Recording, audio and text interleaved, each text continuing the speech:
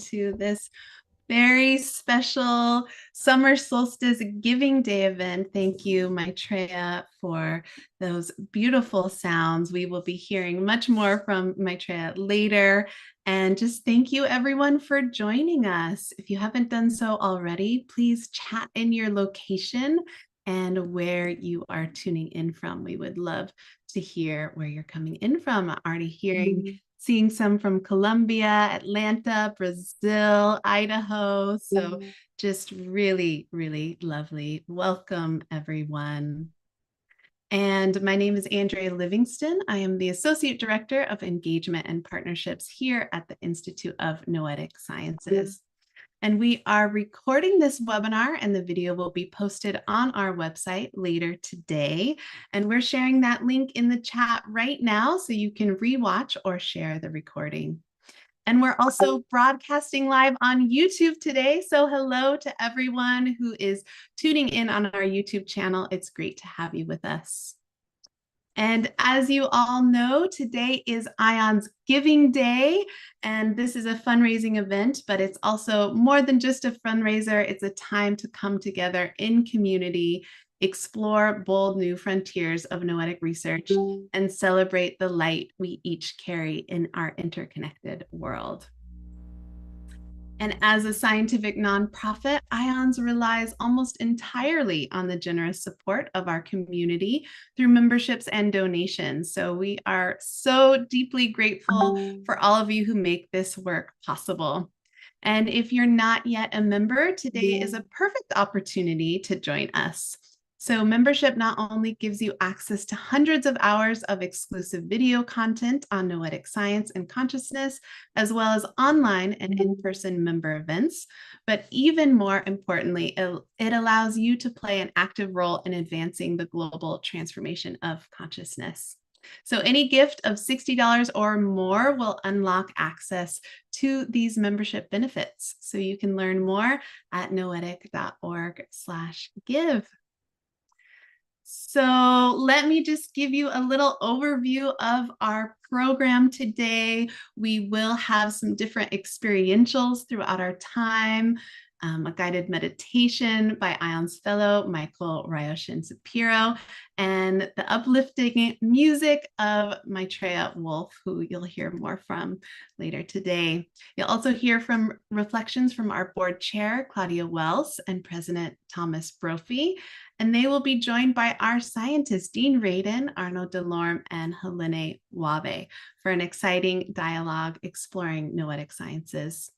And we have 3 special guests from our IONS board who will be with us sharing their stories today as well. So we're delighted to have them here with us.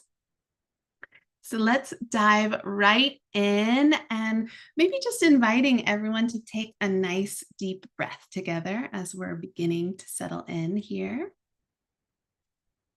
And maybe just tuning into what brought you here onto this webinar today. Maybe it's the presenters. Maybe it's joining together with this global community of like-minded people who are really working towards shifting the paradigm. Maybe to celebrate the solstice. So whatever it is that brought you here, just warm, warm welcome. We are so grateful you have joined us for Giving Day today. We are going to begin our journey with Maitreya Wolf, who will be leading us in a solstice invocation. Maitreya Wolf is a musician, transformational counselor, medicine guide, and earth mystic. So Maitreya, it is such a pleasure to have you with us today, and passing it to you now. Hello and good morning. Thank you so much for welcoming me into this space. And hello and good morning, blessings, good day to everyone joining us from all the places you are. I invite you to go ahead and close your eyes and take a nice long, slow, deep breath into the lower belly and feel your way into the reality of the solstice. Solstice being an ancient word meaning sun standing still. And it's a time when Wherever you are in the world, you get to bask in either being as close to the sun as you're going to get or as far from the sun as you're going to get in the turning of the year. And you get to bask in the fullness of that bhav, the feeling of that tone, that time, the tone of that time. And for us in the northern hemisphere, we're in summer solstice time, and for you in the southern hemisphere, you're in winter solstice time. But being that this is a giving day moment, we're leaning into the summer solstice aspect of being with the sun's boundless generosity. And a poem comes to mind, attributed to Hafez, that says, even after all this time, the sun never says to the earth, you owe me. And look at what happens with a love like that. It lights the whole world. So today, as we're moving into this concept of generosity and giving and supporting these kind of works that we really deeply value in the world, that explore the potential of the human endeavor to move in a more beautiful direction for us all, let us rest into the sun in the center of our heart and its boundless generosity and care for the flourishing of the world. So give yourself a moment to really breathe into that blessing, the generosity of the sun that lives within us all and is life-giving as its true nature.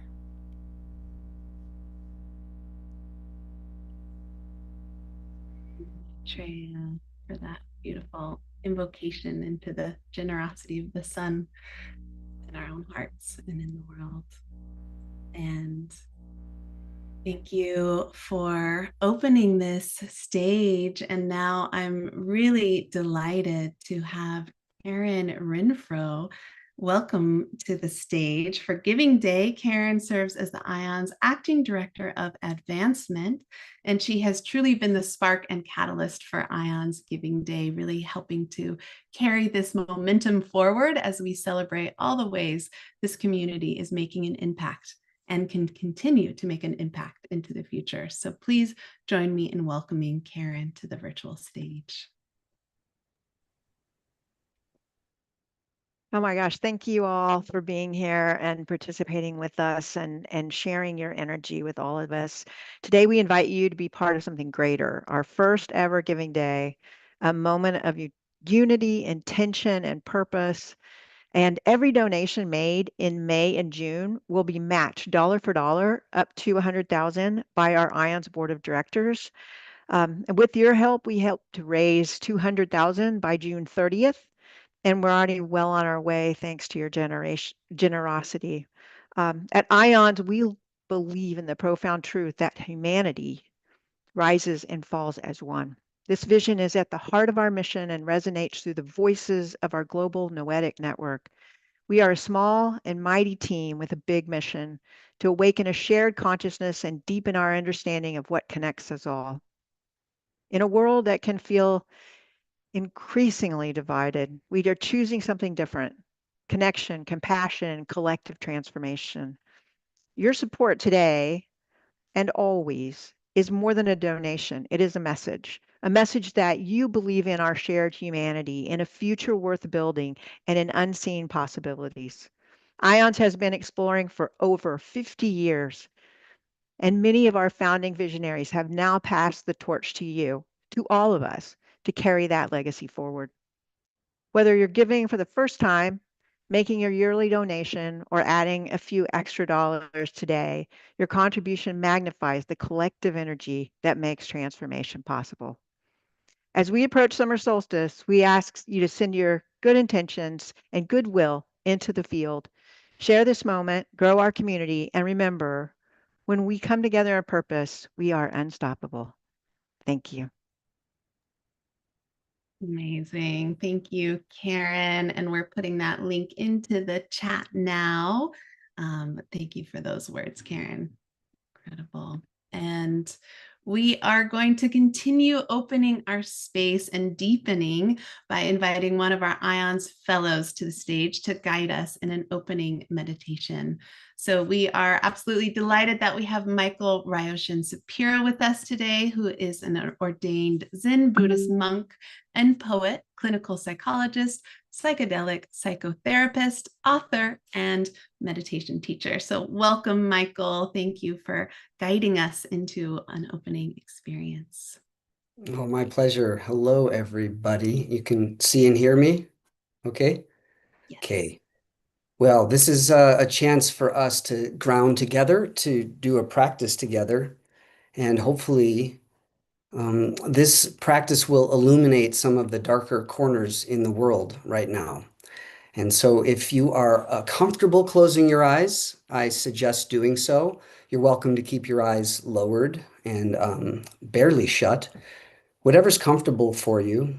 I like closing my eyes because we can feel the inside of the body when we do that. So as a group, let's take a slow, deep breath in and sigh.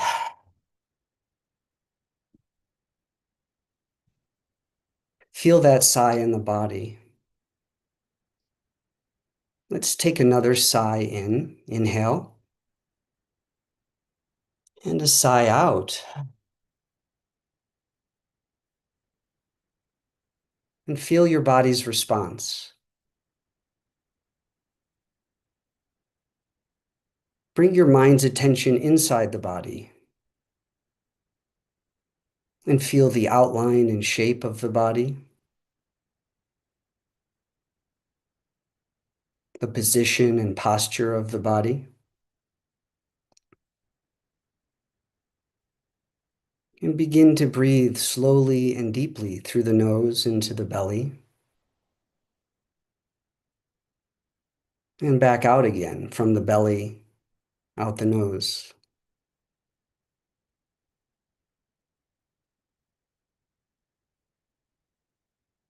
Bring your mind's attention inward and feel the body breathing. Feel the expansion of the inhale and feel how the body rests on the exhale.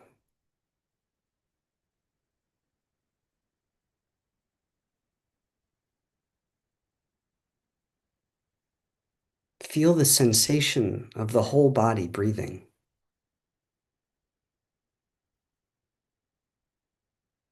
Feel the tingling of the skin.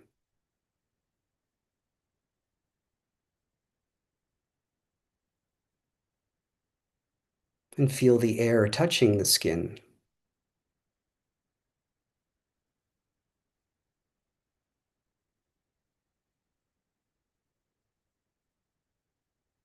Feel the presence of your body, the energy of the body.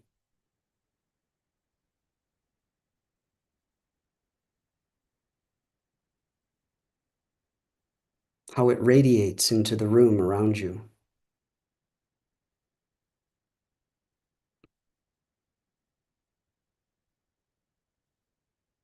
And feel the space of the room around your body.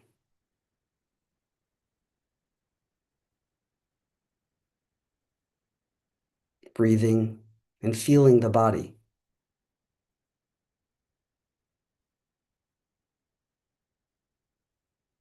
And just for a few moments, bring your attention to the heartbeat. The heart beating in the chest or the throat,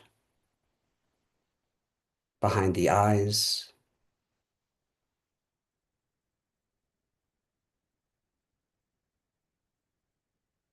Feel the sensation of your heart beating.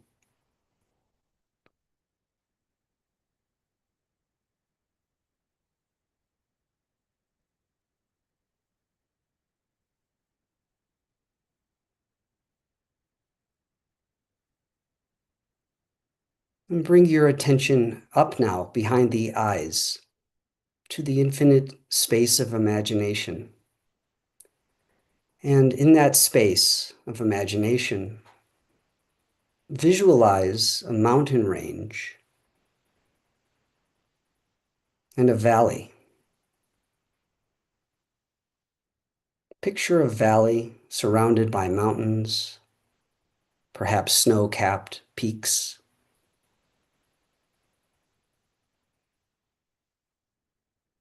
Imagine looking down into the valley. And in that valley, imagine the place you live. Even if it's not normally surrounded by mountains, just picture your city, your town, a village.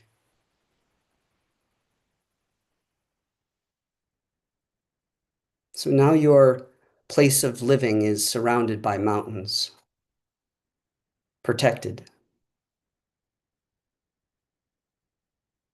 And as you look down from above, imagine the sun shining from you down to the place you live.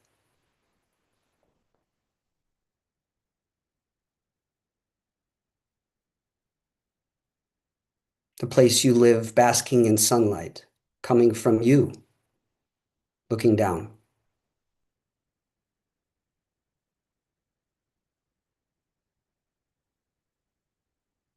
See yourself swooping down from above into your place where you live, the city or town or village. And imagine walking the streets, radiating light.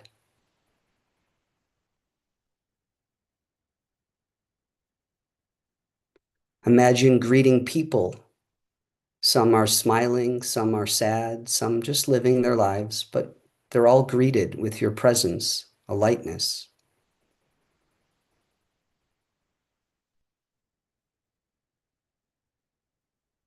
Walking through your town or city or place, imagine people turning to greet you and feeling joy, lightness, peace from your own presence.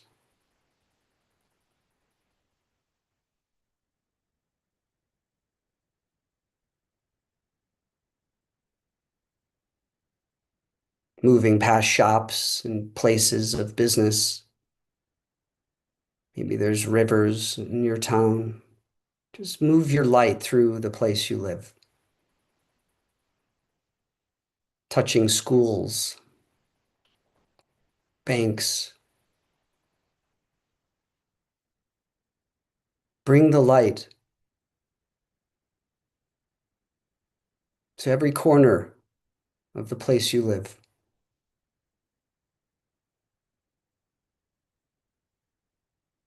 A light that is yours and everybody's.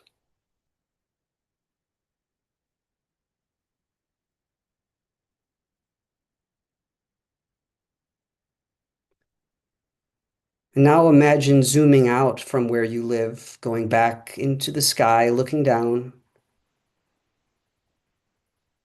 and zoom out of that valley itself and see the globe of the earth. And imagine points of light on the earth from every one of us practicing here. If we zoom up into space looking down, we see points of light that we are creating together.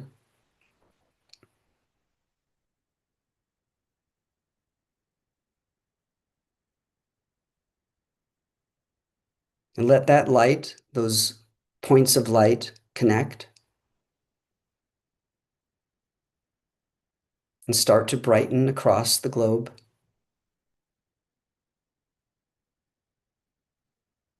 Bringing light to dark corners and places that need it most.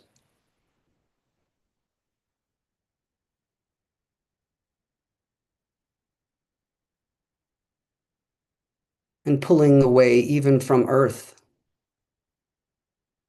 Feel the vastness of space around you.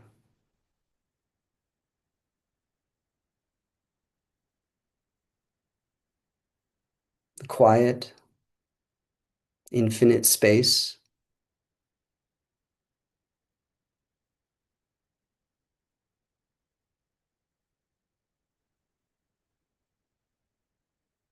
and rest in that space of quiet.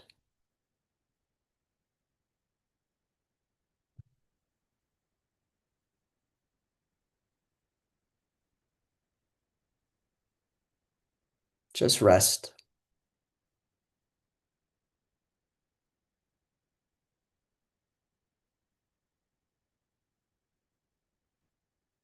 And here together, let's take a slow, deep breath in.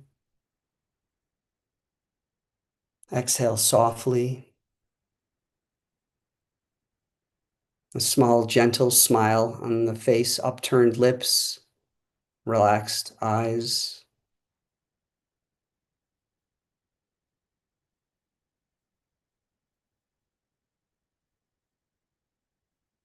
And without losing this embodied presence and light that is within and without, gently open the eyes.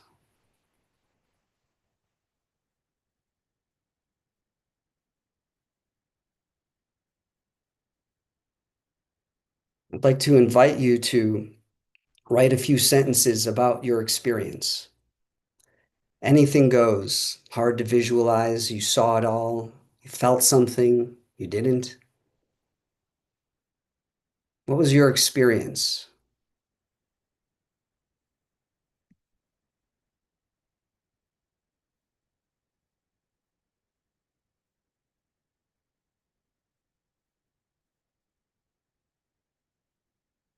And spend a few moments just writing a few words or sentiments. Let us know what that was like for you. What did you feel? What did you notice?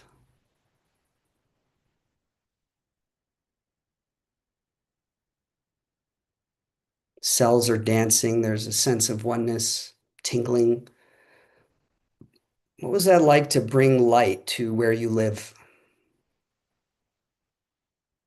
Could you sense people's reception to that?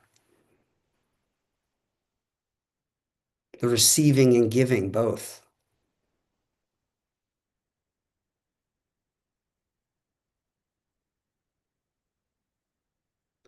This is something we can practice daily.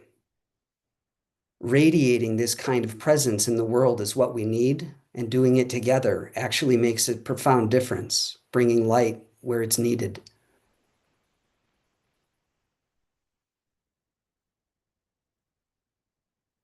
And thank you so much for sitting together and doing this, and I really do hope it expands out everywhere. Thank you. Thank you, Michael. Yeah, the giving and receiving light. And thank you, everyone, for your comments here in the chat. It's really beautiful to read what your experience was. So thank you so much, Michael. Thank you very much. And now I'm excited to welcome two of our incredible IONS leaders to the virtual stage who will deepen into today's celebration. So we have Claudia Welss, our IONS board chair, and Thomas Brophy, our IONS president. Claudia and Thomas, it's amazing to have you here, and I'm passing it to you now. Thank you, Andrea. And thank you, Michael. I'm feeling emotional. And I want to start by offering our compassion to all those who are the most affected by the increasing violence in our world, while recognizing that in a paradigm of fundamental interconnectedness where there's no other, everywhere is impacted by violence being experienced anywhere. That's also true of the light that we just generated. It's an intense time to be alive. It's full of peril and promise. And we've chosen the seedling imagery for IONS Giving Day very intentionally. One of our newest team members, Nicole Franco, kindly shared this quote with me from the book Resurrecting Venus. For a seed to achieve its greatest expression, it must come completely undone. The shell cracks, its insides come out, and everything changes. To someone who doesn't understand growth, it would look like complete destruction. Today, our world can seem to be coming undone, to be on a path to destruction. The meta crisis we're experiencing today is an interconnected set of systemic failures, so interconnected that they can't be teased apart, so interconnected that they amplify each other. And in that way, it's a crisis of crises. But ultimately, as our IONS founders recognized, it's a crisis of consciousness. And since our founding by Apollo 14 astronaut Edgar Mitchell's iconic epiphany in space about the oneness underlying all life, IONS has spent the past 50 years investigating consciousness as the missing key to transcending our time of crisis and discovering our true potential as human beings.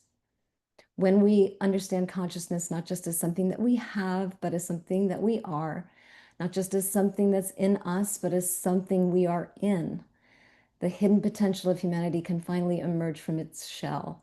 And that may be the evolutionary purpose of this planetary near-death experience.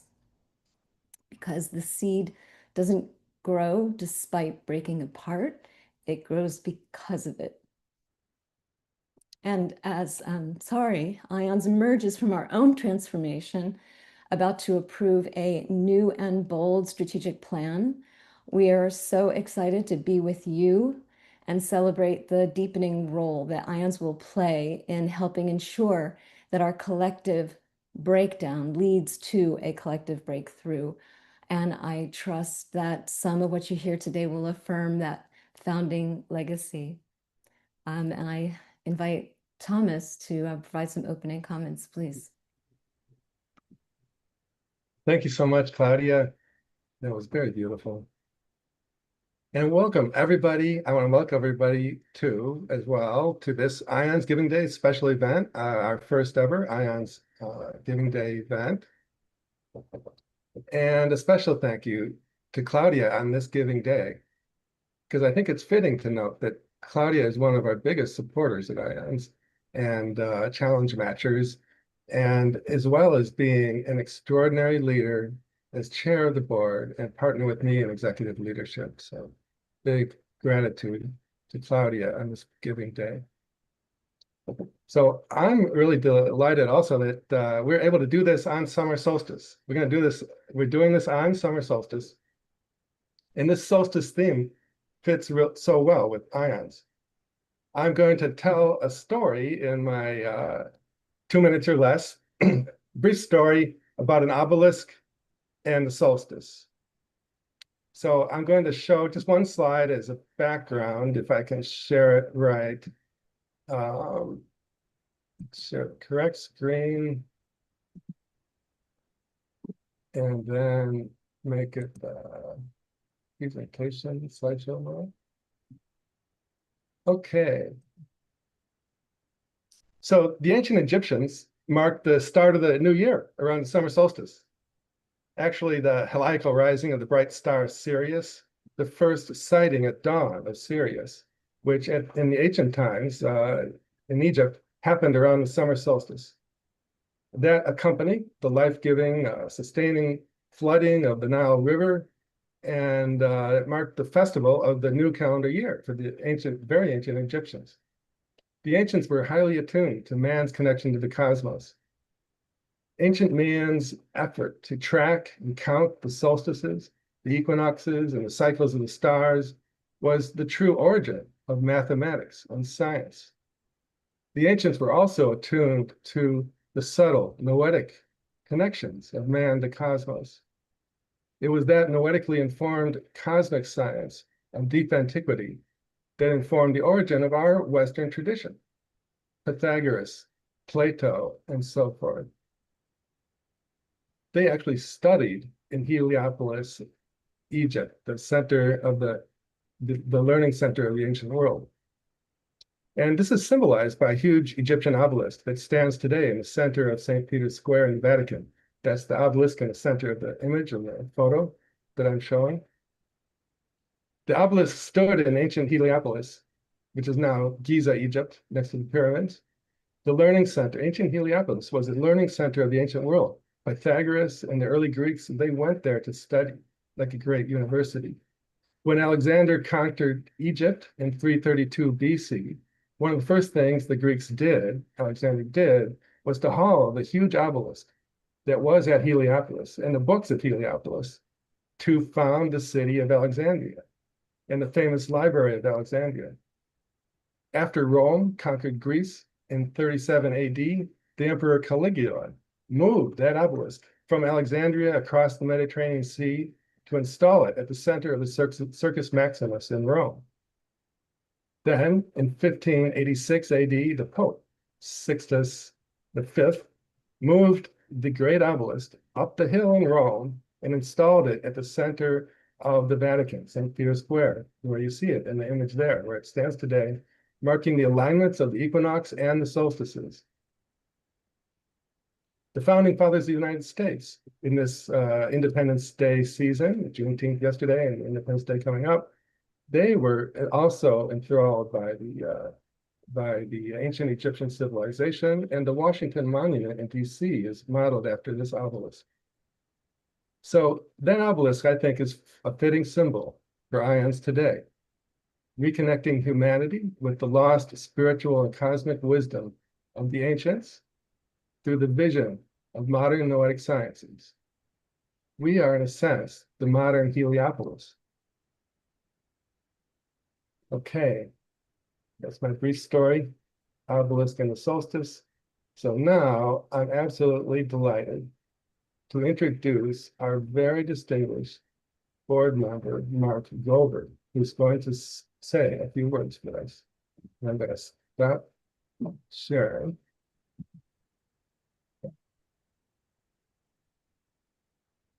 Great. Thank you, Thomas.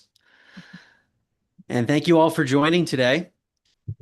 My journey with ions began back in 2016. And at the time, I had never heard of ions. I had a mainstream background, went to Princeton, worked in investment banking in New York, was advising technology-focused companies in Silicon Valley, and I was convinced that life was random and meaningless, and there was no reality to anything that people would call spiritual or religious. I thought that was all superstition of the past. And then in 2016, I came across a whole bunch of research that I never knew existed, and I thought I was decently educated, and I couldn't believe that there was peer-reviewed research on the science of telepathic abilities or mind-matter interactions or precognition, knowing or sensing the future, phenomena like that, which totally blew my mind and really shifted my whole life. So for me, ions has had a major role in my own life pivot, which has led me down a path of leaving my job and writing a series of books and exploring the nature of reality. And that's why I have been so enthusiastic about serving on the board of IONS and supporting the organization. I joined the board in 2019.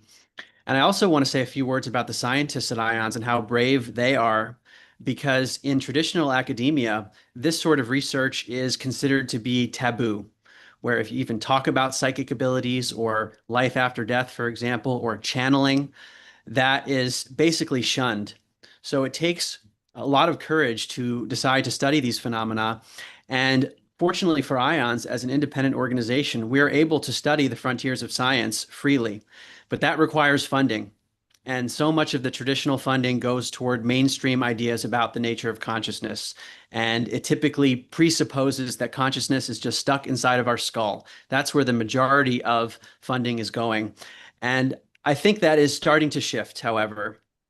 In my mind, at least, there was a major event, which is a new podcast called the Telepathy Tapes, which recently reached the top of the podcast charts on Spotify, even ahead of Joe Rogan, for example, which to me signifies that there is a shift in consciousness collectively where people are now at least open to asking questions. That podcast looked primarily at nonverbal autistic children who could read their caretakers' minds, but it also featured IONS and Dr. Dean Radin, our chief scientist. And there's much more receptivity now in 2025, even versus 2018 when my first book, An End to Upside Down Thinking, came out. So I think there's a lot of momentum. It's a very exciting time for IONS, and I want to thank all of you for your support. Thank you, Mark, so much. And yeah, we have to see lots of hearts around the telepathy tapes in this moment in time that Claudia mentioned about what we're experiencing in the world and also the light that is coming forward and the open-mindedness. So thank you, Mark, so much for your words and all for the work that you're doing in this area as well. And before we begin our panel discussion, I'd love to just celebrate a few key achievements from our incredible research team. As Mark was saying, there is so much research out there, and our peer-reviewed papers continue to be gold standard for demonstrating our scientific rigor. So collectively, our team has published over 390 peer-reviewed papers, which really disseminates the results of this consciousness research out into the world. And you'll see there that we have well over 13,000 participants who have gone through our IONS Discovery Lab, which is the largest study in the world investigating transformative practices and their effects on interconnectedness, extended human capacities, and well-being. And one final thing I want to highlight is our citizen science meditation study with Muse Headset, where we're recruiting 2,000 people in this large-scale project to help advance meditation research. So there's just some incredible momentum from our science team. And I know I personally am always so inspired by the research and what we're discovering there. So let's hear from them directly now. I'm happy to welcome onto the stage our panel for today. You've already met IONS President, Dr. Thomas Brophy, and Board Chair Claudia Welss. And joining them are three of IONS scientists, IONS Chief Scientist, Dr. Dean Radin, our resident neuroscientist, Dr. Arnaud Delorme, and IONS Director of Research, Dr. Helané Wahbeh. So please join me in welcoming this extraordinary panel. And I'm going to pass it off to Thomas to start us out. So Thomas, the floor is yours. Thank you, Andrea. So yes, I'm really excited for this part of our program. And we're going to have a brief roundtable panel of our ION scientists asking each other questions.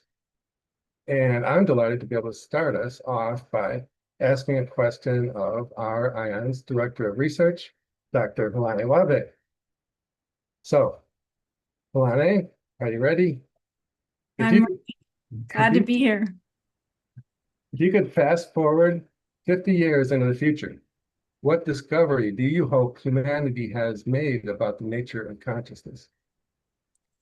This is an amazing question, and actually something I think about quite a bit, because my personal practice is to envision the world that I see, that I want to manifest in the future. And so when I think about that, what I would like to have humanity embody is that we are all one, that we are individual expressions of this oneness, that we are intrinsically interconnected. And yet it's not just a cognitive knowing, but it is an embodied knowing. And from that knowingness, there's a natural do no harm action. We just live much more in harmony because we are feeling that interconnectedness with others. And from that also arises less boundaries and less need to, create fences and boundaries that separate us and create divisiveness from each other, not just humans, but the entire world and even beyond that. And naturally from that, our innate capacities of non-local consciousness, especially telepathy. So imagine 50 years from now, we have learned to experience telepathy and to be able to communicate with each other without words. And from there, there's an inability to lie, an inability to obfuscate, and that we are much more directly engaging with each other. So I'm really excited about seeing a future where that is completely embodied. Wonderful. So a follow-up question on the other side. What's one myth or misunderstanding about your field that you wish you could correct? Yes, that's also a really great question. And I think for me, what rises to the top is the misconception that there hasn't been any research done in this. When people first learn about it, they say, oh, well, why aren't people doing research on it? Why isn't anything been done on this? And that's completely false. There's been research, formal scientific studies done on this for at least 100, 150 years. There are large bodies of evidence for many of the major non-local consciousness experiences, like knowing the future or perceiving distant targets or being able to see or sense things that aren't shown in the physical world. And it really speaks to the paradigms that we're in that Mark was alluding to, this idea of all that is physical versus this post-physical idea that there is more than the physical, that there's this non-local consciousness or non-physical world that actually is a reality that exists. So that's really important, I think, for our future work, is to educate people about this past research that has already been done that IONS and others are building on to even go further with that research and expand it even more. Thank you so much, Thomas, for those amazing questions. And I'm excited to now ask Dean Radin, our chief scientist, some questions to build on from there. So, Dean, what is the most mind-expanding insight you've gained from your research into consciousness? Thank you, Helané. Actually, I'll mention something that and expand something that you already talked about, which is the assumption of materialism or physicalism. So for me, it was actually an ontological shock shortly after graduate school to discover that the way that we have been taught, you're taught as an engineer or a scientist, it is never mentioned that you're working under a set of assumptions. And yet we're working under a philosophy called materialism. And as it turns out, after starting to do psi research, even in graduate school, I realized that while materialism is an extremely effective way of viewing reality, and it's the core in science, it doesn't account for everything. And that has very significant consequences because materialism as a philosophy, which it is, gives rise to the idea of nihilism. Like there's no purpose to anything, the universe is random, you die, that's the end of it. If that philosophy is wrong, or even slightly wrong, then to mix metaphors, we have been barking up the wrong tree and we're about to go over the cliff. Because if your philosophy that drives the engine of civilization is off a little bit, it could make us go extinct. And we're seeing signs of that happening. So it behooves us as scientists, as scholars, as people, to get a better sense of what is a more proper worldview that takes consciousness into account. And as we've seen in our own studies, if consciousness actually does influence the physical world, which seems to be the case, we had better know that and actually do something about it. Yes, absolutely. That whole idea of intention matters. And so if it does, how do we use that to our benefit? So what do you think is the biggest scientific or cultural barrier to exploring consciousness today? Well, on the scientific side, it's not so much about consciousness because there are a lot of people studying it from lots of different directions. But I think that because Western science is so locked into a materialistic way of thinking about reality, that it's the theoretical explanations for what we're looking at. We need something which is not simply doing extreme violence to existing equations. We need to revise them because all of the equations are never perfect. So we're thinking as part of one of our IONS new initiatives now to add something to existing equations, which allows for consciousness to be in the equations, meaning of the physical world, and to actually do something. So that's, and then be testable. So that's what we're working on. The other question is about culture. So the resistance that we see to these kinds of things are primarily within Western culture because it's materialistic. Other cultures around the world are completely on board with it. It's like not a big deal. So when I give talks, for example, in India, even in academic settings, there's no question that these phenomena exist. Well, that's a cultural difference. So part of the goal then here is to begin to reintegrate cultures so that we can see that actually everybody has a pretty nice piece of the puzzle, and we start putting together like a jigsaw puzzle, we'll get a better picture of what's going on rather than just relying on one type of philosophy. Yes, absolutely.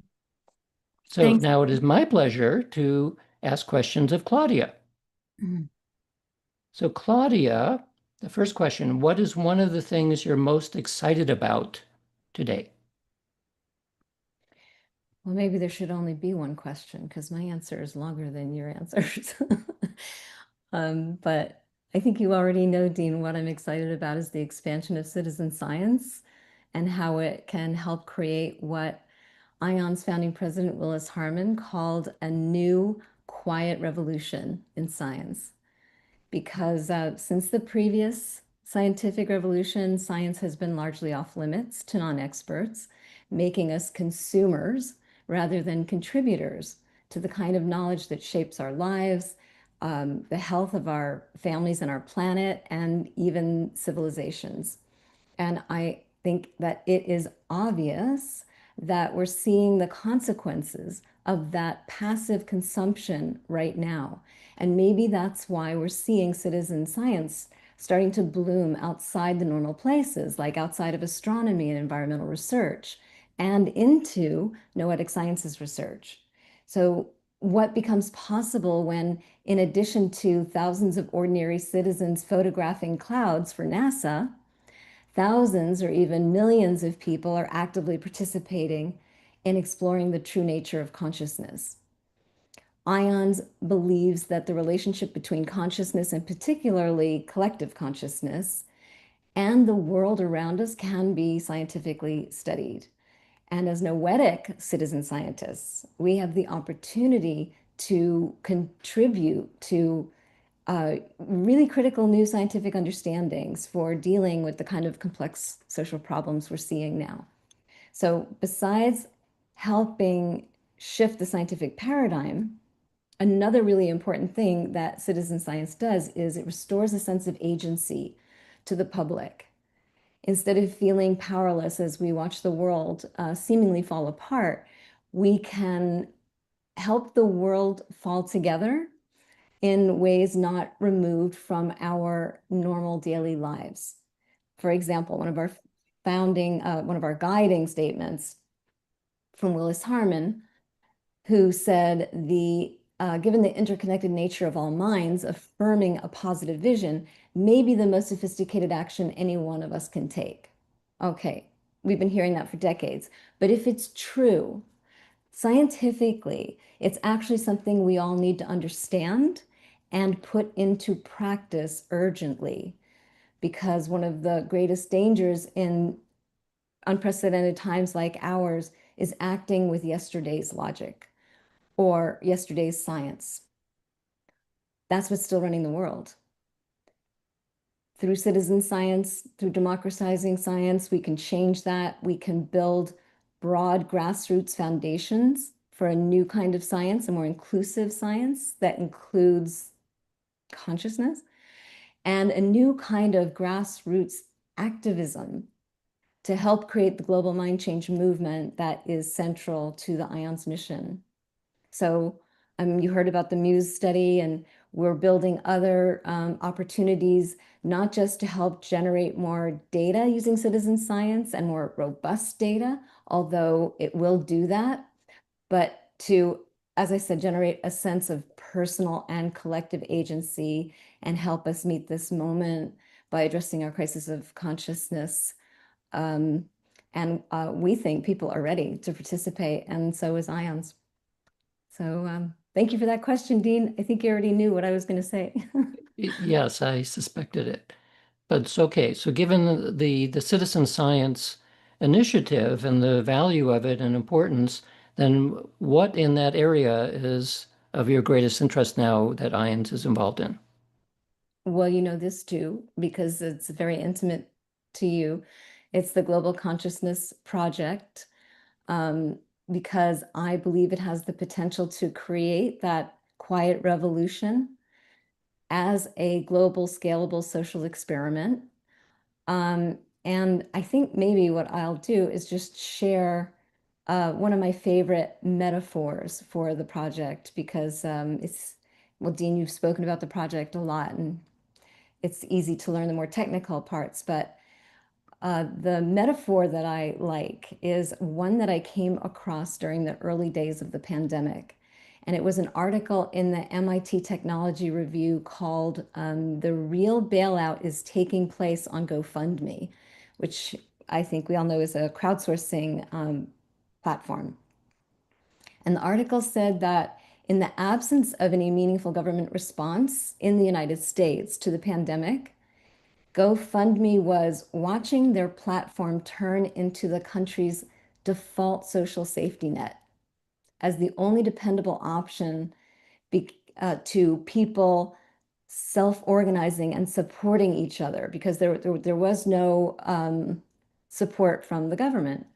So when I read that, I thought, well, what if Global Consciousness Project could function as a kind of crowdsourcing platform for the self-organizing power of love and compassion as the most dependable option for global transformation? You know, what if we could scientifically demonstrate through GCP2 that love and compassion are not just human values, but are an observable force in nature? As I was saying in the introduction, this may be why evolution is nudging us to a breaking point so that we discover the power of human love and compassion as an energetic power, not necessarily the behaviors that it motivates us to do. In any way, GCP for me is just one of the clearest, most concrete examples of how IONS is not just studying consciousness, but helping shape the future through it. So I encourage anybody who is interested in learning more about Global Consciousness Project to go to the website, which is gcp2.net, I think. Mm-hmm. So what I'm hearing is GoFundMe was quite successful. Perhaps we need a website that says goloveus.com or .net or .us. So I'll turn it over to you. Thank you, Dean. That's a great idea. Well, I want to ask Arnaud a question, because, you know, the GCP2 and citizen science, one of the things that I think is really important about them is that they give the opportunity, they invite a real experience that helps convince people about, you know, these phenomena that ION studies. Sometimes we need an experience to convince ourselves that something is real, that we're being told isn't possible. So Arnaud, I would love to know what's the most convincing psi experience that you have ever had yourself? Thank you, Claudia.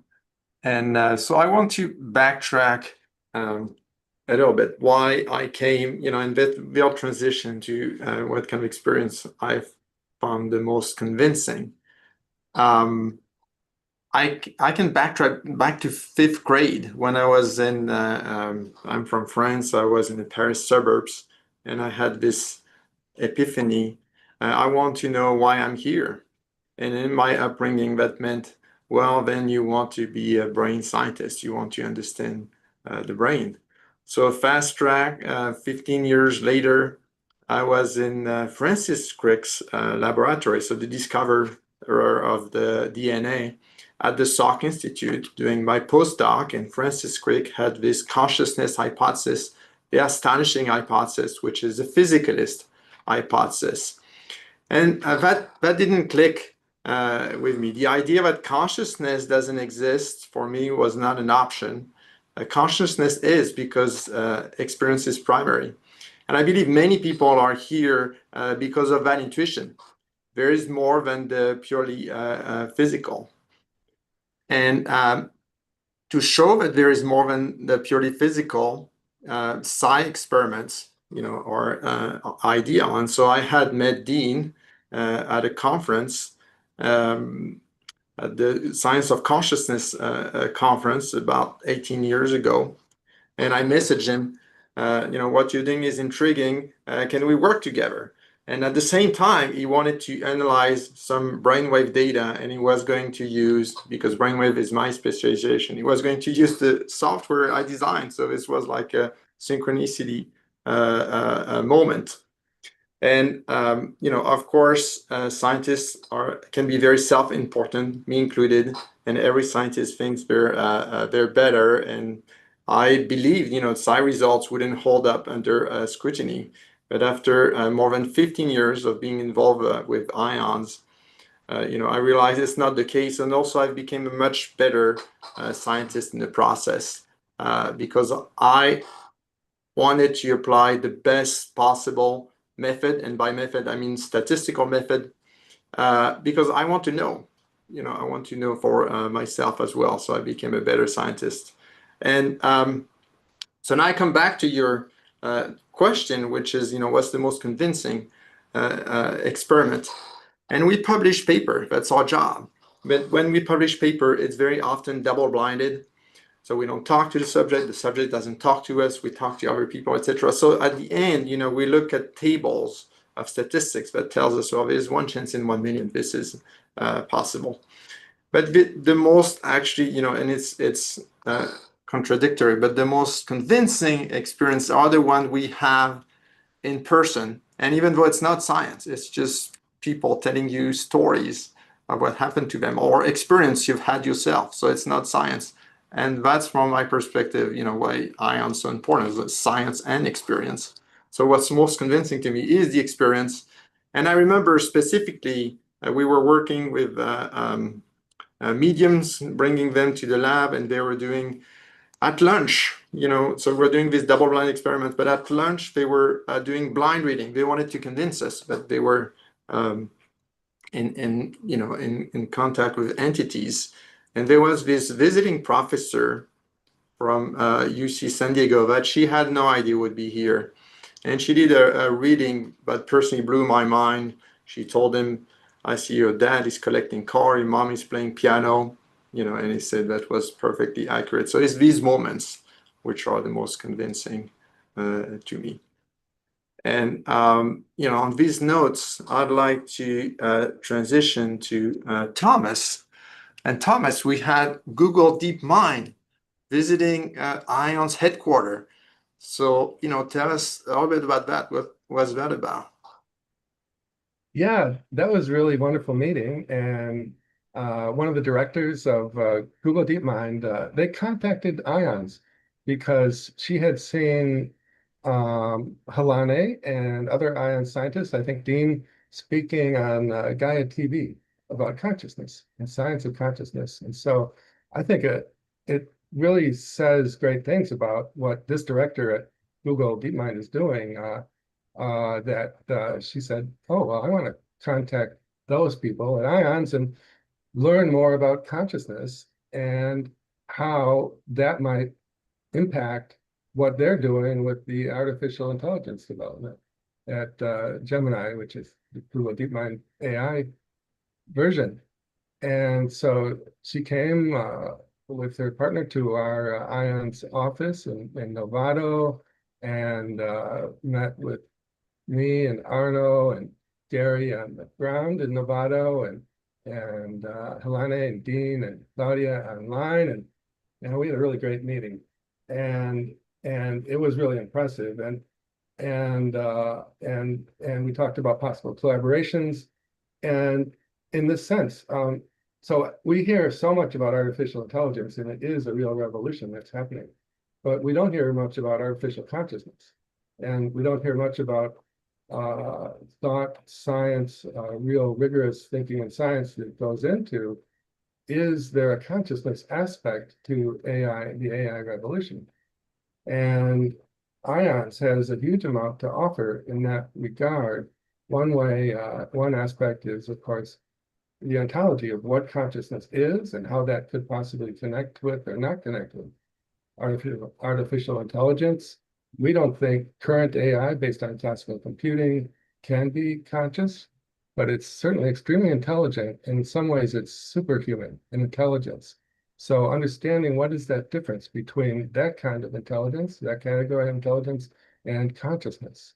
And consciousness and things like love and compassion. So that scientific help in understanding the ontology around that and how to maybe incorporate that into like quantum computing versions of artificial intelligence computing in the future. Scientifically is the kinds of projects we're talking with that director at Beginning Mind about. And then also there's the problem of the AI revolution that's happening in that ions, the noetic aspect and the consciousness aspect is kind of being ignored. And that could be a huge problem for us when AI becomes super intelligent and with us not even knowing if it has consciousness and not even knowing what consciousness is, and if it would be devoid of love and compassion, or if we could somehow incorporate love and compassion into AI. And so we need to understand what consciousness is and how it could possibly connect to AI in the future to start to address those problems. And they're coming at us fast with this AI revolution.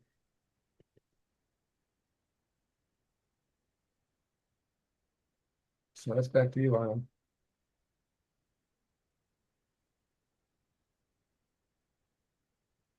Oops, sorry, I was muted.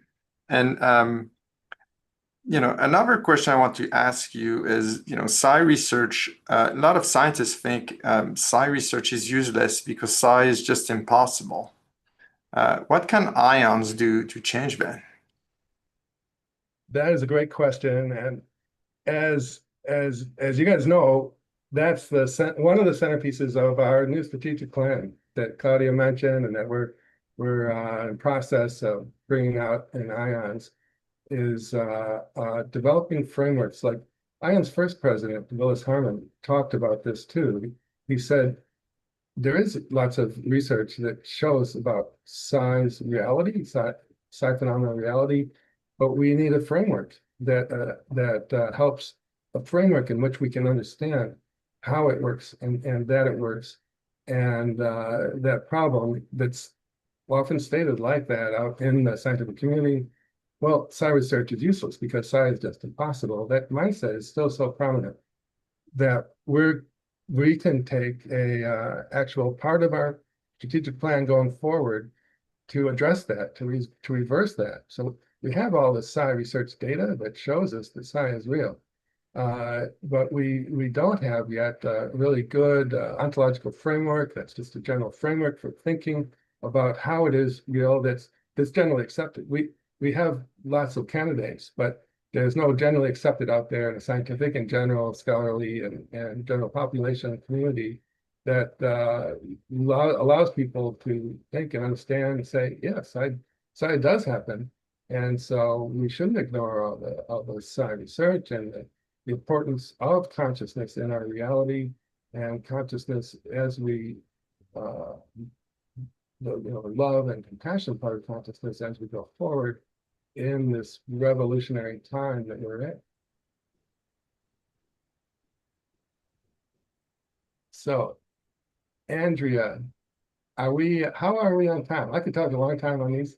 We're actually perfect on time. And I just really appreciate the scientists, the leaders, for bringing in all these perspectives, conversations, and where we're really at the edge of the noetic sciences and what brought us here. And as Arnaud said, we have both the science and the experience here at IONS, which I really think makes IONS so special. It's the inner experience as well as being able to do this rigorous research, and just really loving everyone's chats coming in here. We had some questions about what is consciousness, which I know Dean answered in the chat, and just a lot of inspiration. So thank you to the panelists. Let's show some love to all of those who were speaking. And yeah, thank you for those words. We still have some exciting things to come. So we are going to transition a bit more into an experience. So just to allow what you've heard, any inspirations that have come to you through listening to our speakers and meditations for today. And as we know from our research, our individual and collective intentions matter. And we're not just observers, we are participants in the unfolding of this world. So with our global community here together, we want to invite you to bring your intentions, your visions and dreams for the world, so that we can really amplify our shared vision and let it radiate outward with the solstice today. It's been what we've been doing already. So we're just going to continue to sink into that. And we're going to invite back onto the stage Maitreya Wolf, who is just an incredible musician, and she's going to share a song with us. And so you can feel free to go into a meditative state or to chat in your intentions and dreams for the world as we are co-creating this together. So Maitreya, great to have you back with us, and passing it to you now. Thank you. I want to just take a moment to check the volumes, because there was some concern about the volume. So here I am. Okay. So this song, Field of Plenty, my name is Maitreya Wolf, everyone. Hi, thanks for having me here. It was so beautiful to hear the shares from all these leaders and participants in the IONS experience. I was really, really touched by the care for our shared life that I heard in everybody's speaking and in everybody's explorations, just that you've dedicated your lives to these explorations in such a beautiful way as a service to the collective. It's really nourishing to hear, so thank you for that.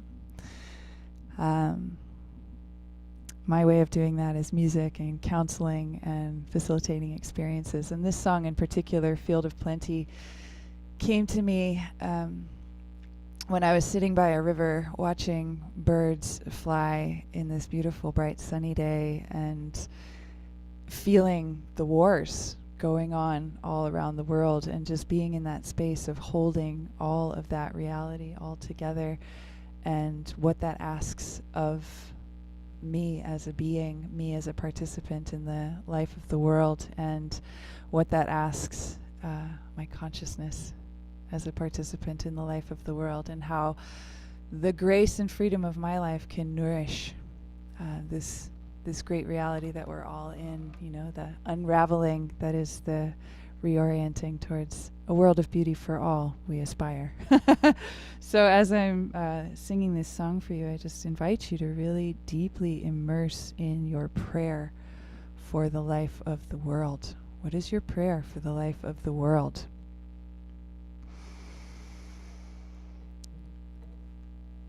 I'm just checking one last time before I start that the sound is okay. Yeah? Okay. So deep breath, and go ahead and exhale, and then deep breath again. What is your prayer for the life of the world? Let it be nourished right now.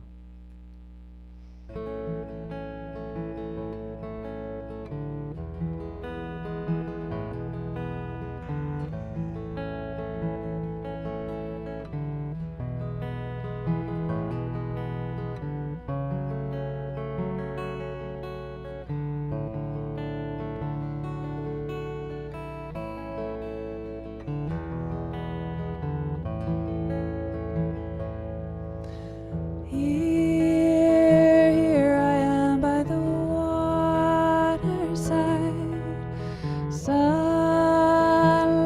is filling the vault of wild sky, and the birds fly around me, their songs rise above me. This beauty is the heart of the world.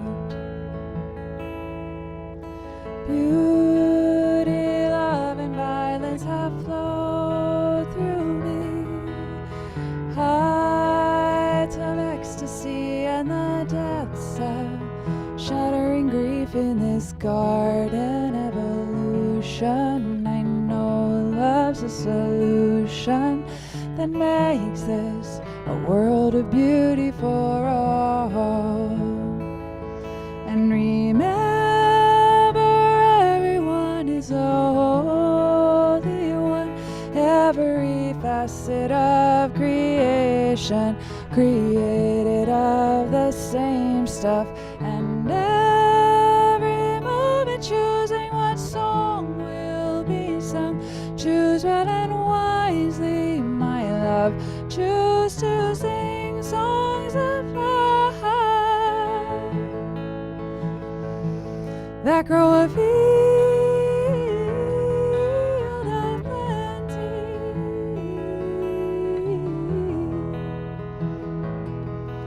No bombs here, no war here, no one dying cold and in fear here. Let's make this a world of beauty for all. Stay close to earth, remember that simple truth. All life is interwoven here. True flourishing is mutual. So now let's sow the seeds of these sweeter days. Let's bring our hearts together and create these new ways that grow a field of plenty.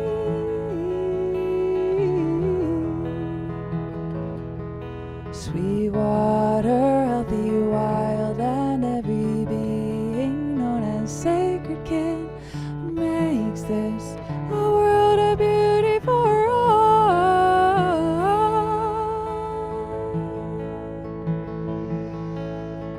Field of plenty.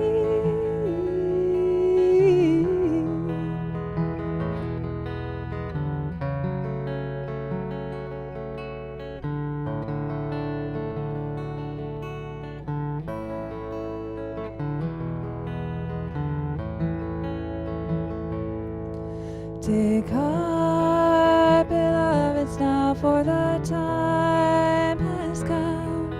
This metamorphosis can unfurl her wings to the sun, and this garden is magic. It's not easy, but it's worth it. Let's make this a world of beauty for all. And remember, everyone is a holy one. Every facet of creation created of the same stuff, and every moment choosing what song will be sung. Choose well and wisely, my friends. Choose to sing songs of love that grow a field of plenty.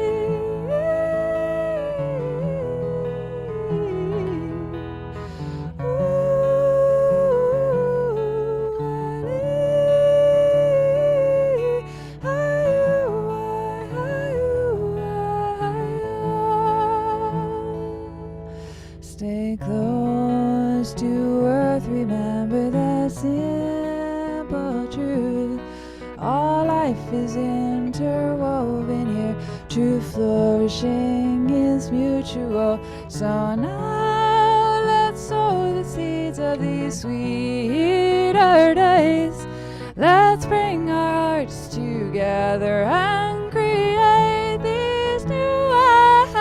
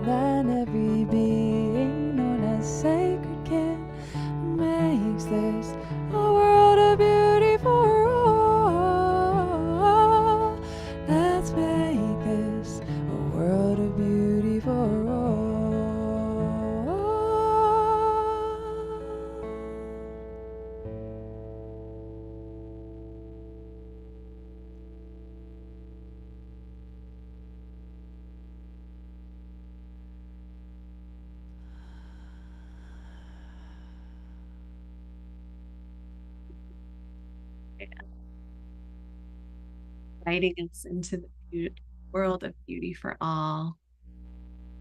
Incredible transmission, and really also beautiful to see all the comments coming in about how they're contributing, how each of you are contributing. So thank you, Maitreya. Thank you so much. It's an honor.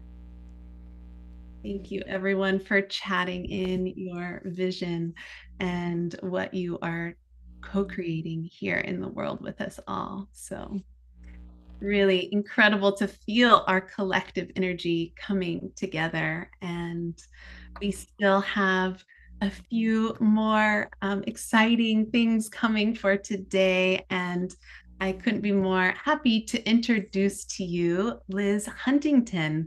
Liz is an IONS board member and has been a passionate contributor to IONS for the past 11 years.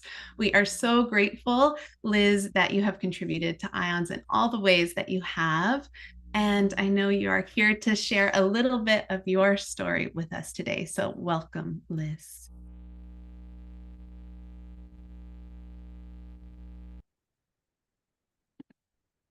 And for some reason, Joining us. There we go. Okay, try again. I was involved with Saybrook Graduate School, Humanistic Psychology, and the work of Dr. Stanley Krippner.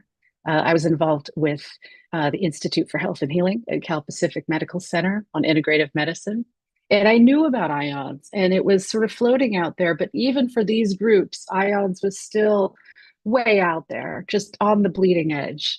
And I didn't really take it seriously until I had a back injury. And this, what happened to me was my spine was disconnected somehow, but probably more importantly, so was my spirit.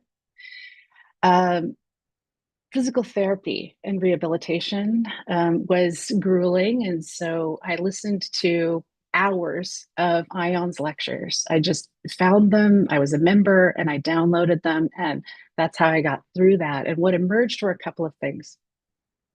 Our mind-body connection is a powerful relationship, and doctors do not have all the answers. Probably a lot of you can relate to that. But what I found in addition to that, and more importantly to that, is that the whole story of who we are is incomplete. And you're hearing a lot of that theme from other members on this call today. So if our story was more complete, that we are material and we are energy, and how the interplay of those work together, we are very, very powerful. We have huge capacities for healing, and this interconnectedness between us, which we're just understanding now. What does that actually mean for the world? And what kind of world? There's my little alarm. Looks like I'm done. But I want to envision a world where people actually understand how this material and energy work together, so that we can solve big problems with deeper wisdom and with joy. So I give to IONS really to give back for all that IONS has given me. And I want everyone here to realize the same thing, that you are way more than you think you are. And I want you to consider all the possibilities as you think of today for Giving Day. Thank you. Thank you, Liz, for sharing your story. Just also incredible to hear how this work can ripple. I love what you said, that we can come with deeper wisdom and joy to really solve the problems of today. So thank you so much, Liz. And I am happy to welcome back Karen to the stage, who came on at the beginning to share a little bit about what Giving Day is. And then we'll be able to hear from Claudia and Thomas and one more special guest from our board. So Karen, passing it to you now. Wow, I feel so much great energy. To our beloved IONS community, thank you. Your generosity on this special Giving Day has moved us deeply. You've planted seeds of trust, intention, and hope, seeds that may grow into trees whose fruit you may never see, yet whose roots will nourish generations to come. We are honored to be stewards of your gift Your support inspires our small, dedicated team to grow boldly towards the future, guided by purpose, curiosity, and care. May your giving return to you as healing, joy, and connection, and ripple outward to a world in need of all three. With our deepest gratitude and love, my thanks. Thank you, Karen. Thank you for those beautiful words and for really instigating us to come together to give in service of the world that we really want to see. So thank you, Karen. Beautiful. And I'm really happy to bring back Thomas and Claudia to our stage for some closing remarks. So Claudia and Thomas, passing it to you now.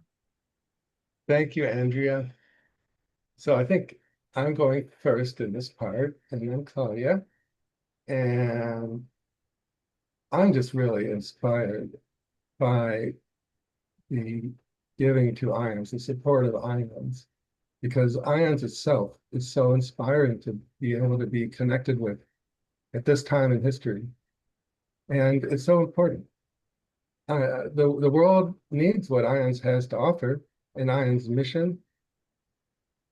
The AI revolution, the artificial intelligence revolution that is happening, like we mentioned, it's all about intelligence, and nobody's talking about consciousness relative to this revolutionary process that is going on. Artificial intelligence revolution is going to get smarter than humans in whatever thinking capacity very quickly. And we need groups like IONS focusing also on the noetic aspect, the consciousness aspect, and being able to bring that to the, hopefully bring it to the artificial intelligence revolution.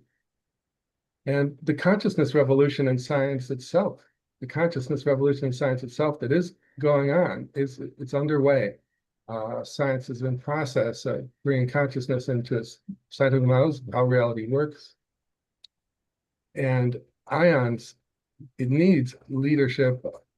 This revolution also needs leadership of groups like IONS that bring the noetic perspective, the 50 years of noetic history from our founder, Edgar Mitchell, to this consciousness revolution in science, and to help the consciousness revolution in science actually happen, and happen in a good way that can support and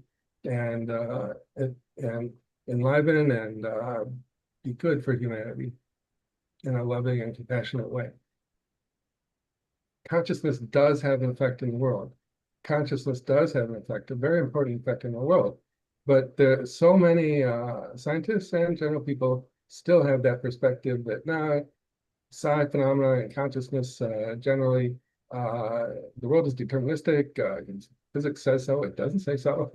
But consciousness doesn't have an effect in the world, but it does. So we need groups like IONS that are showing and developing models for understanding and bringing those models for understanding how consciousness can have effect in the world and does have effect in the world, and how it's so important for us humans to engage with that process, to bring that forth into the world. And so like our founder, Welss said, and we're engaging with now, and also in our new strategic plan, we need a global mind change that can support humanity's movement into the future. So I'll just pass it now to Claudia for a few minutes. Thank you, Thomas. I just saw a chat from George Noble, and I want to echo what he wrote, because he wrote, "Thanks, Thomas, for your awesome leadership here and your remarks and reminders now." Because I was also going to start my remarks by thanking you for bringing your leadership to IONS and sharing that I am also really inspired by you, our IONS team, the amazing team who brought this together and brought us all together, by our amazing board members, and thank you to those of you who joined us on the program today, and to our amazing community, both if you've been here forever or if you're new, This is the very first Ions Giving Day. So we're all here for the first time in this particular context. And it's just wonderful to be together. And I always want to end with by invoking our founders. And in this case, it's Edgar, because, you know, when Edgar came home from the moon, he realized that outer space isn't the final frontier. It's actually inner space. And IONS has been working at that frontier of inner space. With your partnership, we intend to remain on, as Liz said, the bleeding edge of that frontier. And one of my favorite quotes is, "Pain pushes until vision pulls." Also really resonate with Liz around the joy, the role of joy, and with Michael about the role of light, and everyone else who brought that ethos in, because suffering, you know, humanity is still evolving, and we don't know that suffering needs to be a part of our ability to evolve.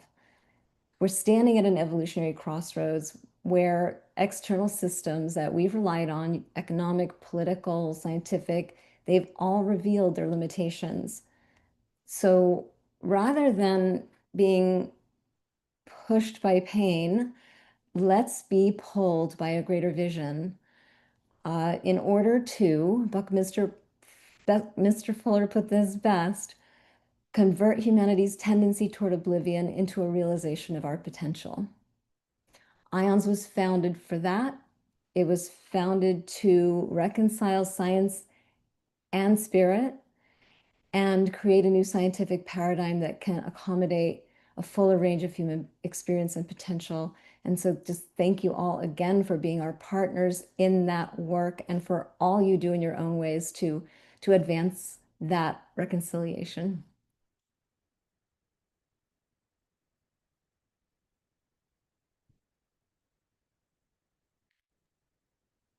Thank you, Claudia, so much. And we have one final special guest, Azim Kamisa. We are so glad you've been here. Also, a dedicated and passionate contributor to IONS and on our IONS board. And so we would love to hear your story about your relationship with IONS and why this matters now. So passing it to you, Azim.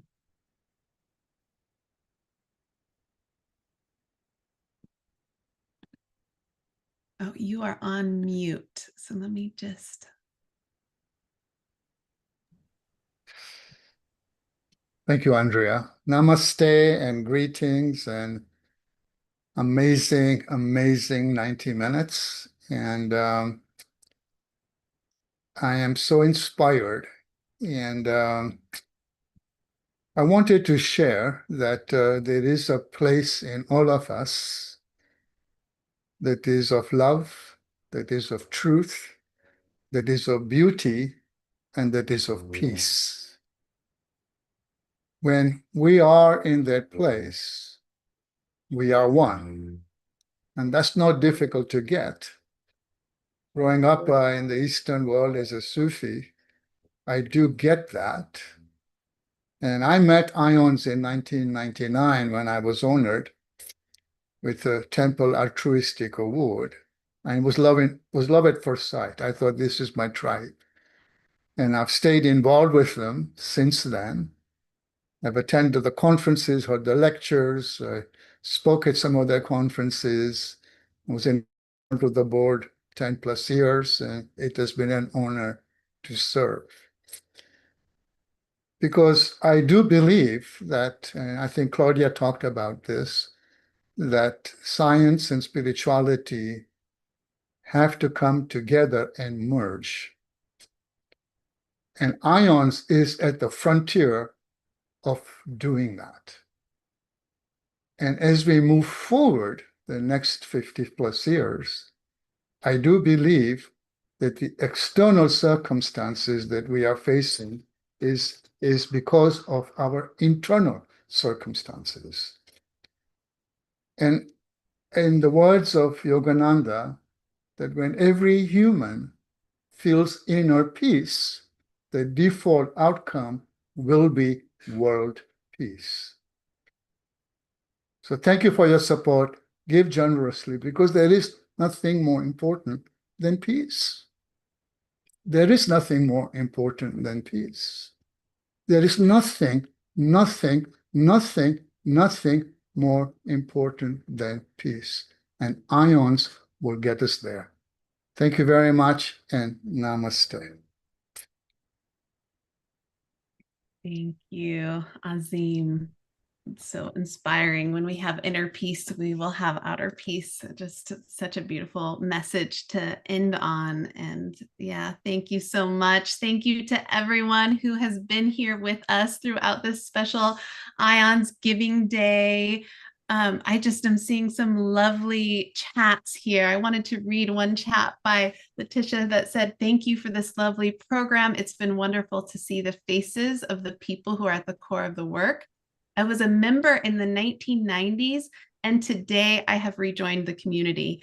Wishing you a very successful fundraising event." So I saw that and so many beautiful chats about how you all are supporting this work through donating to IONS, through engaging in the conversation, through doing your own work in the world and bringing this paradigm of interconnectedness into the world. So just so grateful for everyone who's here, so grateful for everyone who has contributed to this program. And yeah, this research, these programs, this conversation wouldn't be possible without everyone here. So thank you for your support.